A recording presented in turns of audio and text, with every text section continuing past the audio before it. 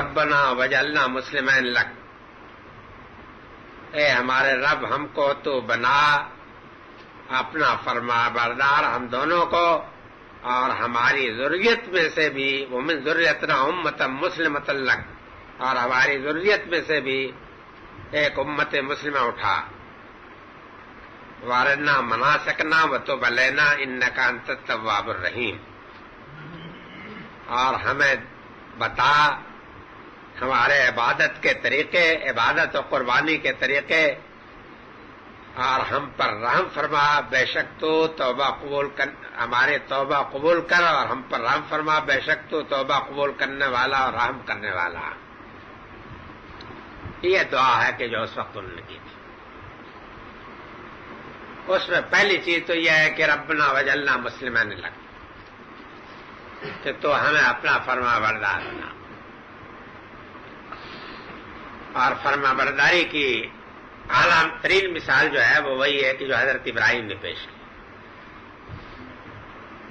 اسلام کی اصل روح یہی ہے کہ تن من دھن سب کچھ اپنے رب کے لیے قربان کر دیں۔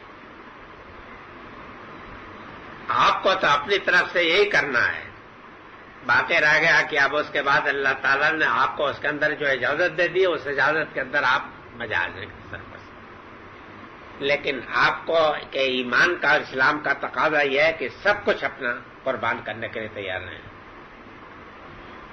زندگی بھی اور اپنا مال بھی، اپنے اولاد بھی، ہر چیز قربان کرنے کے لیے،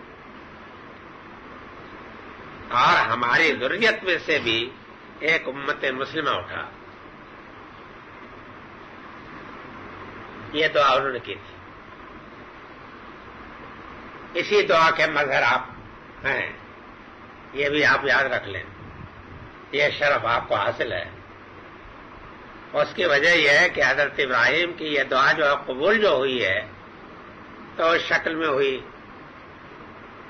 کہ میں امیوں سے مطلب بنی اسماعیل ہیں، انہی میں سے ایک رسول برپا کروں گا کہ جس کی یہ صفات ہوگی، یتلو علیہم آیاتی ویزکیہم ویعلمہم الکتاب والحکمہ، سمجھ گیا، اور اس کے ذریعے سے ایک امت مسلمہ دنیا میں برپا ہوگی۔ یہ ہوا تو ہم آپ اسی دعا کے قبولیت میں، یہ بات یاد رکھیے کہ تورات میں تو یہودیت یا اور انجیل میں نصرانیت آتی ہے نا، لیکن حضرت ابراہیم علیہ السلام کی اصل جو دعا تھی حضرت اسماعیل کی، وہ امت مسلمہ کی تھی، یہودیت اور نصرانیت کسی چیز کی نہیں تھی۔ اعلی عدل کا حنفیت، شافیت، مالکیت، حنبلیت، اہل حدیثیت کی بھی نہیں تھی، اعلی عدل کا دیوبندیت اور بریلویت کی بھی نہیں تھی، کسی چیز کی بھی نہیں تھی، امت مسلمہ کے بعد اصلی امتیازی وصف جو ہے وہ یہ ہے۔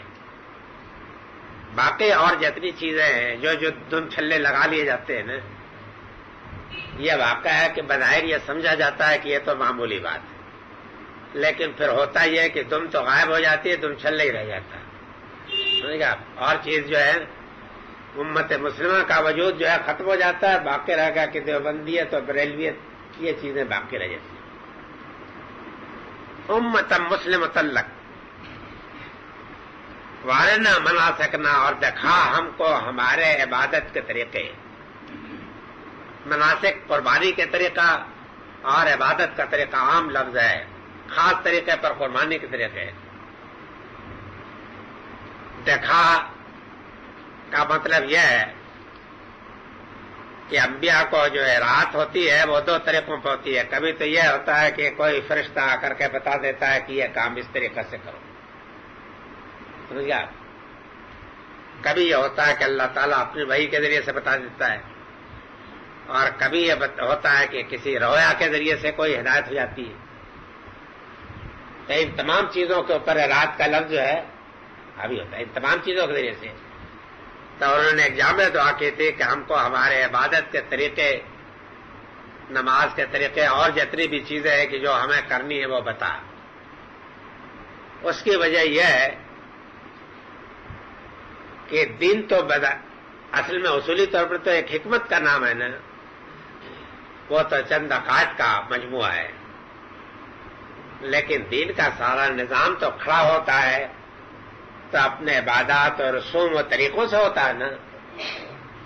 اگر آپ وہ چیز اس سے الگ کر دیجیے دین کو، تو مجرد فلسفہ جو ہے اس سے دین کا نظام تو نہیں کھڑا ہو سکتا نا۔ دین کے فلسفے میں تو توحید اور قیامت اور چند چیزوں کا اعتقاد اور ایمان ہے شامل۔ تو فرمایا کہ ہمیں وہ عبادت کے سارے طریقے بتا۔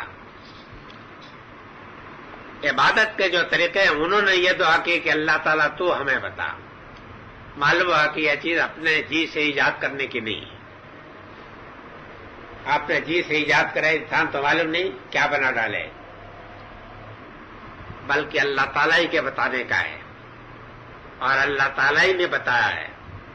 تو اللہ تعالیٰ نے جتنا بتا دیا اسی کے اوپر مضبوطی کے ساتھ کرنا چاہیے، اس میں اپنے جی سے اضافہ نہیں کرنا چاہیے۔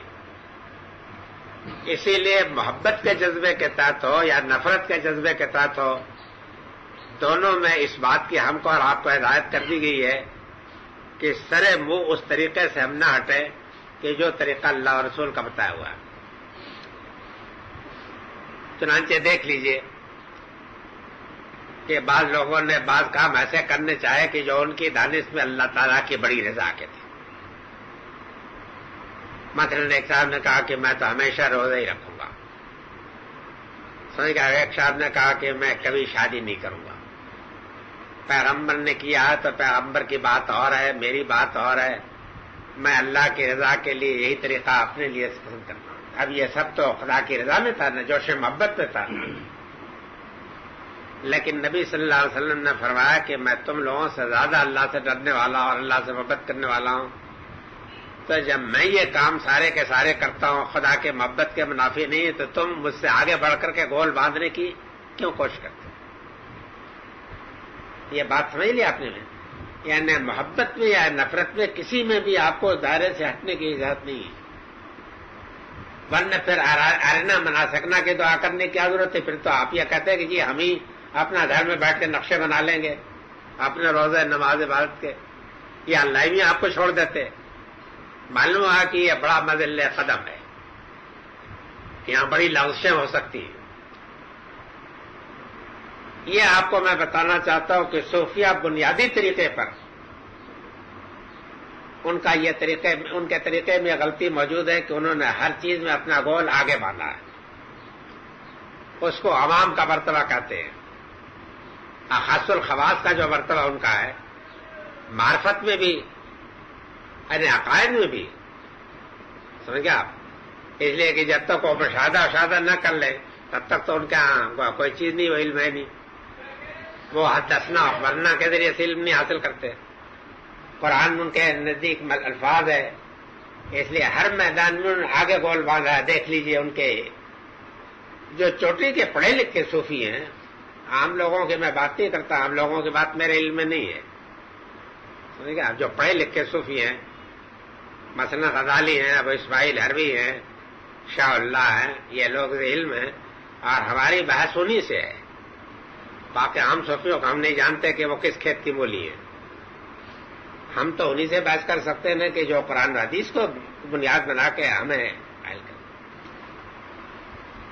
اس لیے ہمارا یہ ڈھونسالوجی نہیں چلتی کہ آپ یہ کہیں کہ میں اس مقام تک پہنچا تو میں نے دیکھا کہ وحدت وجودی دوسرے صاحب اٹھے کہ میں اس مقام سے آگے گیا تو وہاں دیکھا کہ وحدت شہودی ہمیں کیا خبر کہ آپ نے وہاں کیا دیکھا اور آپ نے وہاں کیا دیکھا؟